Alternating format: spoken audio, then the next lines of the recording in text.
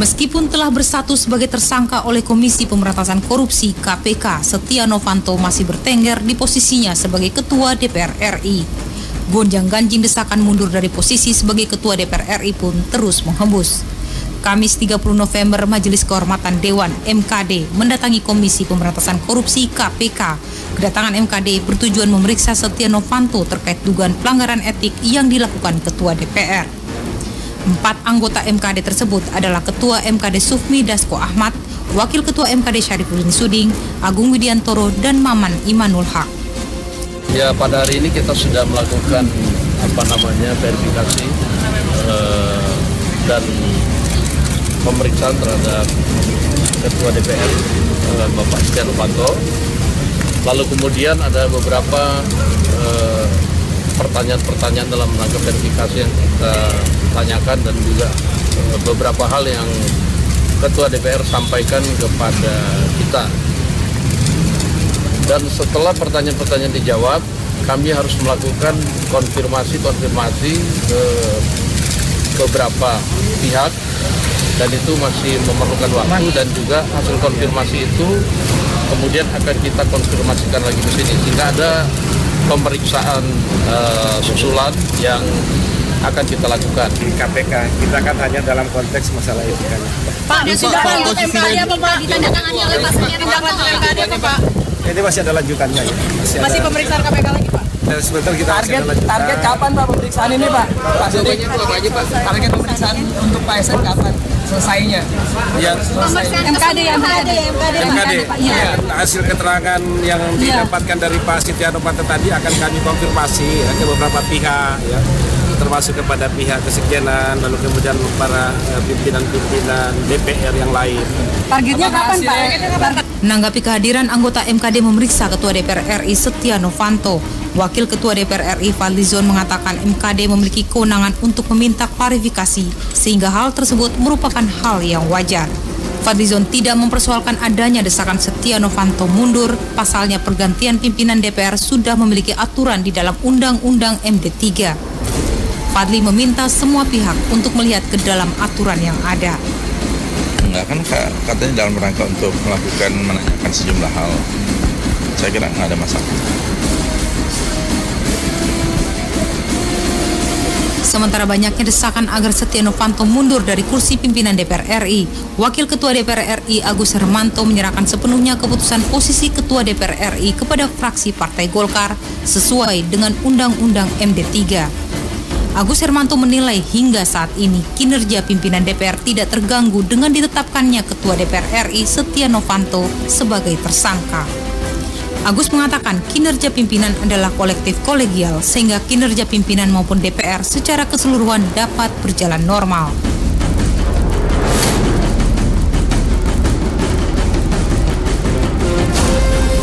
Kami juga mengetahui MKD juga melaksanakan kegiatannya karena MKD barangkali juga mendapatkan laporan-laporan dari masyarakat yang intinya kemungkinan bisa saja ada dugaan-dugaan pelanggaran etika. Namun semuanya kita sepenuhnya kepada mekanisme yang berlaku sesuai dengan koridor undang-undang, sesuai juga dengan aturan-aturan yang kita patuhi selama ini.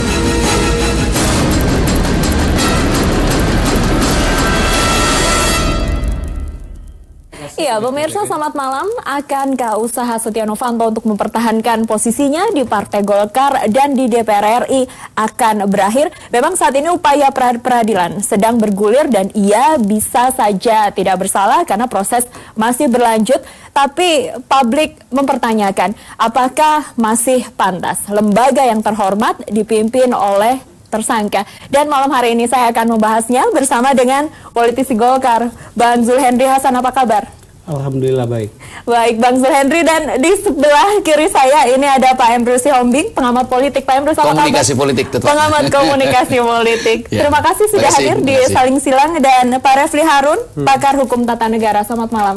Ya, selamat malam. Saya ke Bang Zulhendri dulu ini. Partai Anda sedang digoyang. Publik sedang mempertanyakan apakah Golkar tetap konsisten dengan keputusan rapat pleno atau seiring dengan dinamika politik yang terjadi ada kebijakan baru, munaslup, atau tetap mempertahankan Setia Novanto sebagai ketua yang nonaktif? Jadi begini Mbak, di internal Golkar itu sebuah demokrasi itu biasa, tumbuh berkembang dalam sebuah wacana perdebatan itu suatu hal makanan sehari-hari. Disinilah lahirnya kader-kader militan di Golkar yang mampu ya berdemokrasi dengan cara-cara yang sehat, walaupun perdebatannya panjang lebar, tapi happy endingnya tetap aturan main partai, aturan main hukum yang ada itu menjadi parameter untuk mengambil sebuah keputusan. Gitu.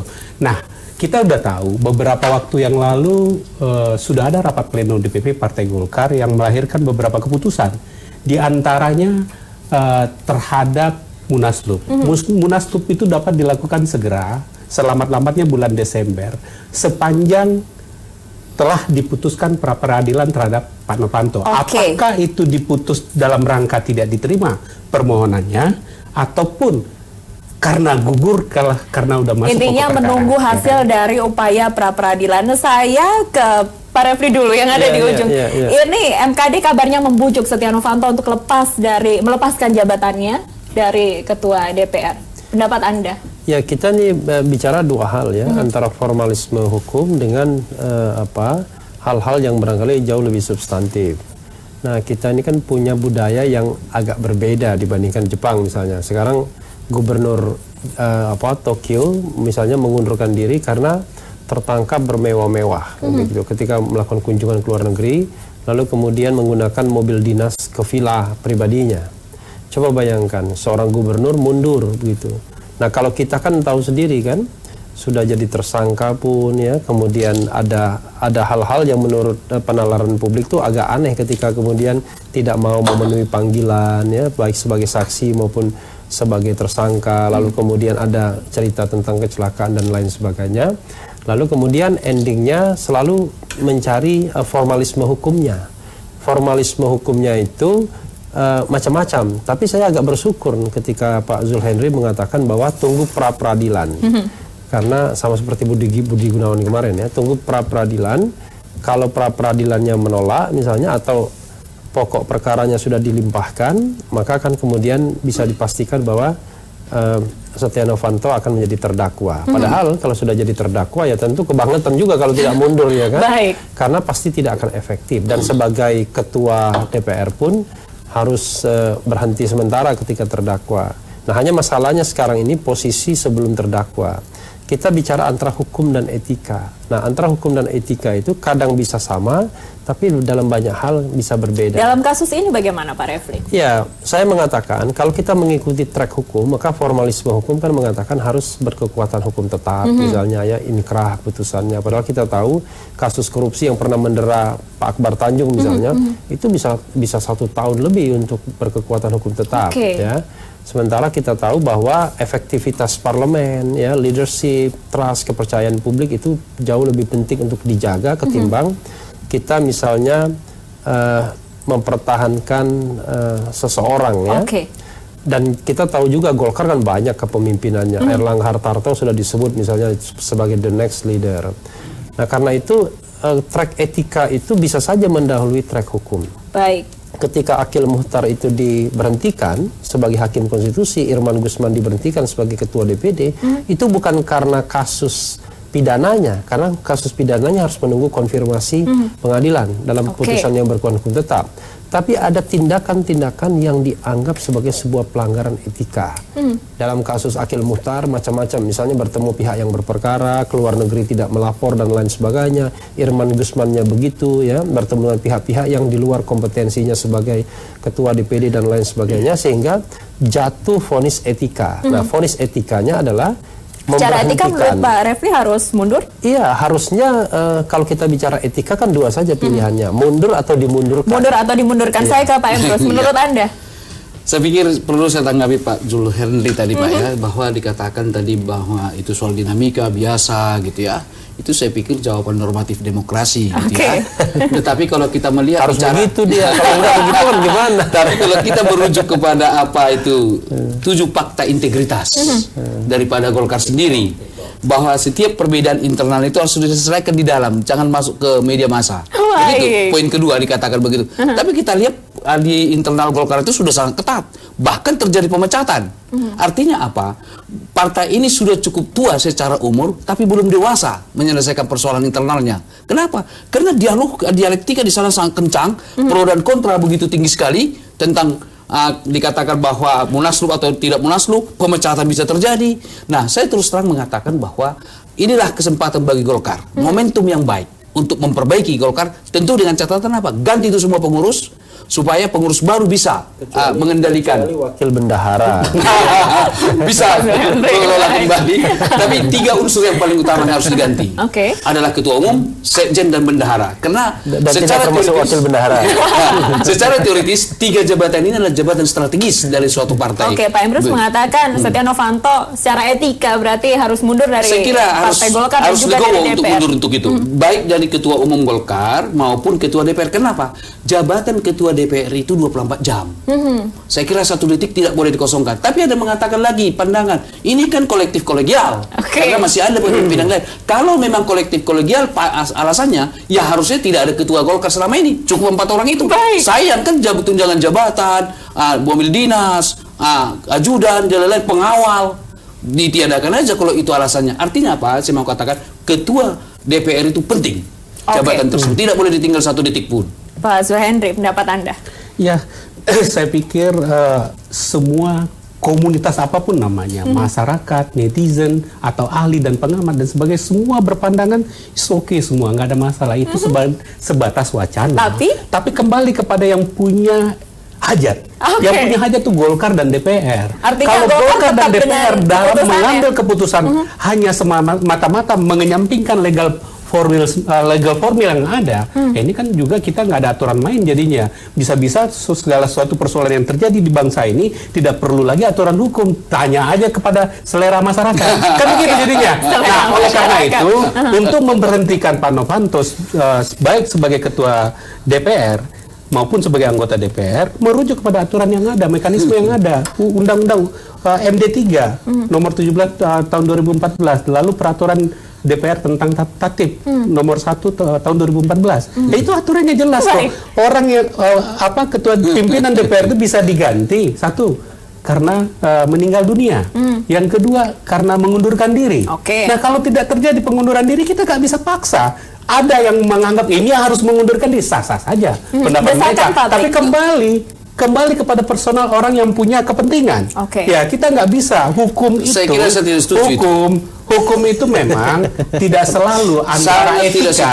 Kenapa tidak setuju? Hukum itu memang hukum itu memang tidak selalu simultan antara moral, etika, dan undang-undangnya. Kadang-kadang menurut moral itu salah, menurut hukum tidak salah. Sebaliknya, menurut etika itu benar, kadang-kala menurut hukum itu salah. Tidak selalu. Nah, ada dia simultan berbarengan. Makanya dalam teori ilmu hukum itu ada istilah ius constitutum, ius constituendum, ius constitutum, hukum yang berlaku pada saat ini. Inilah yang pegangan kita. Kalau ini tidak sesuai,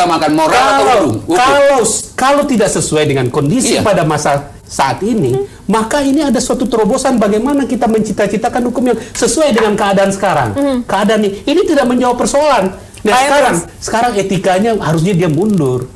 Bisa aja kita buat nanti aturan Undang-Undang MD3 itu di amandemen bahwa setiap pimpinan DPR yang mempunyai persoalan hukum dipanggil saja oleh penyidik institusi penegak hukum, dia harus mengundurkan diri. Kalau ada aturan itu, silakan. Tapi kalau tidak ada, kita tidak ada.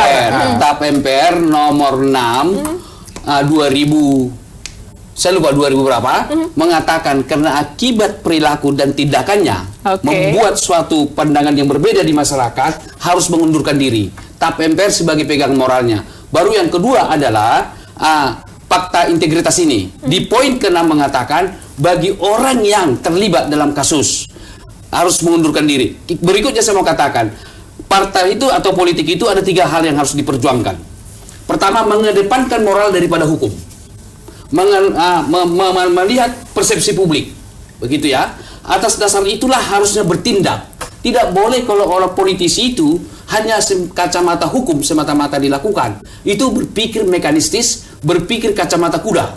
Kenapa? Kalau kita tidak perhatikan lagi persepsi publik, sama dengan apa yang dikatakan oleh mantan ketua Golkar, apa itu namanya, Tanjung mengatakan kiamatlah, gitu. Hati-hati. Artinya apa? Kalau memang partai itu tidak mengindahkan persepsi publik, lihat bukti sudah menunjukkan mem begitu liar tentara Golkar. Dibuktikan lagi hasil polling yang dilakukan poltreking di urutan ke Pak Emrus, ada persepsi publik yang harus diperhatikan. Kita akan lanjutkan perbincangan. Tetap bersama kami. Saya lagi-lagi, Mbak.